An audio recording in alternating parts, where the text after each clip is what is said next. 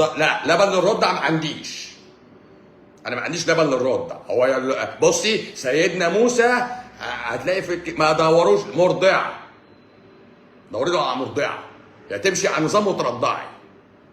سيدنا النبي دوروا له على مرضعه. ما حدش يقول لي هذا يغني عن لبن السيدات حتى تحافظين على صدرك. لا، مش هترضعي وشوفي حد يرضع، لكن هتمشي على نظام الاكل بتاعي، هترضعي ابنك عادي ان شاء الله تعالى.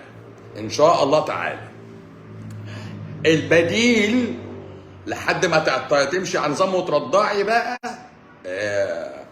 تعملي اسمه ايه ده، تاكلي توست بقى مع شويه العصير الزعبوله ده، يعني ميه بسكر كده، توست في ميه وسكر وياكل خلاص، يعني تسقيله كده اي حاجه بقى. لكن لبن صناعي هيموته، الابتاميل كله. يا اما تجيب الجوت ميلك بقى، الجوت فورمولا.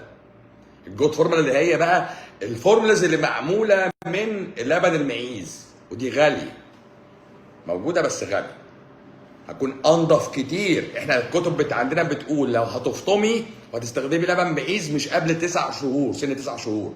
لو لبن بقر مش قبل سنه ونص.